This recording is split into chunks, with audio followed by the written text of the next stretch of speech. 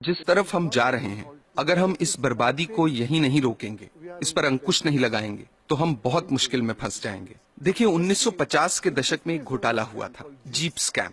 उसमें देश को 52 लाख रुपयों का नुकसान हुआ। उस वक्त के हिसाब से एक बड़ी रकम थी, पर फिर भी आप देखिए कि 52 लाख में कितने जीरो होते हैं।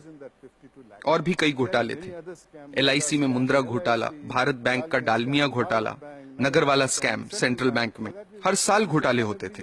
सोचने वाली बात यह भी है कि सब घोटाले तो बाहर भी नहीं आते हैं। 100 में से कोई 1 या 2 ही जनता के सामने आ पाते हैं। अब 2010 पे आते हैं। कॉमनवेल्थ गेम्स, 70,000 करोड़ का घोटाला।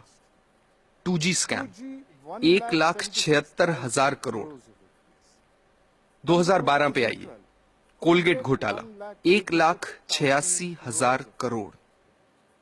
अगर 1,86,000 करोड़ रुपए का एक घोटाला होता है, तो देश की अर्थव्यवस्था पर क्या असर होगा, आप अंदाजा लगा सकते हैं। 1987 में देश के प्रधानमंत्री ने क्या कहा था, वो याद कीजिए। स्वर्गीय राजीव गांधी ने कहा था कि सरकार 1 रुपया गरीबों के लिए खर्चती है, तो उसमें से सिर्फ 15 पैसे ही उन तक पहुंचते हैं। कुछ वक्त पहले कर्नाटक में हमने पढ़ा कि गरीबों को 1 रुपए किलो चावल देने की घोषणा हुई है, जिसके लिए सरकार एक मोटी रकम खर्च कर रही है।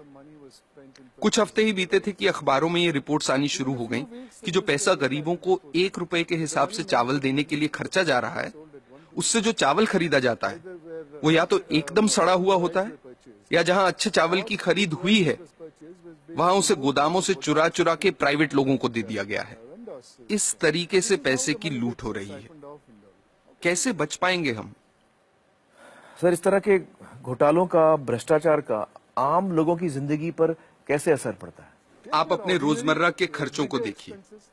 पिछले साल के मुकाबले इस साल कितनी महंगाई है, क्योंकि जो पैसा देश के विकास के लिए रखा गया है, जिसे देश की प्रगति के लिए इस्तेमाल में लाना चाहिए, वो पैसा 85% चुरा लिया जाता है। देश के प्रधानमंत्री ने कहा था, मैं नहीं कह रहा, मेरे अंदाजे से तो अगर 1988 में 1 रुपए में 15 पैसे ही सही जगह पर पहुंचते थे, तो आज 5 रुपयों में से 15 पैसे पहुंचेंगे।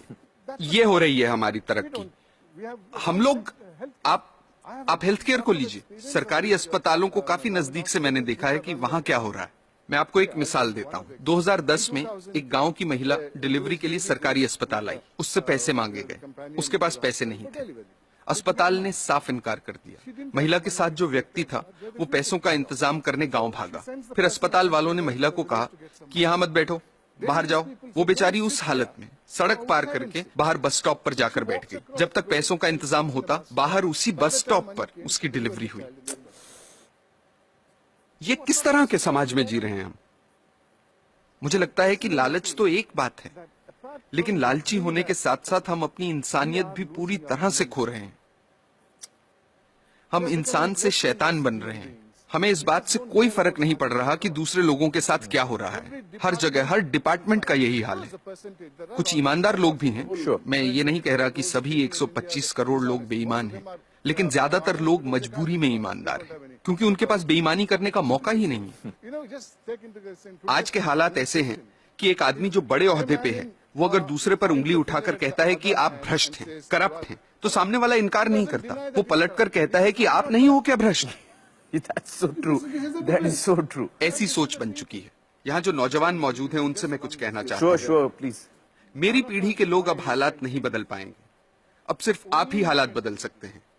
और आपके लिए अच्छी बात यह है कि लालच सब सरहदें पार कर चुका है, सिर के ऊपर निकल गया है। अब और ऊपर जाने की जगह ही नहीं बची। आपके पास मौका है उसे नीचे लाने का। ये काम आपको जरूर करना है। मेरी खातिर नहीं, अपनी खातिर, अपने बच्चों की खातिर।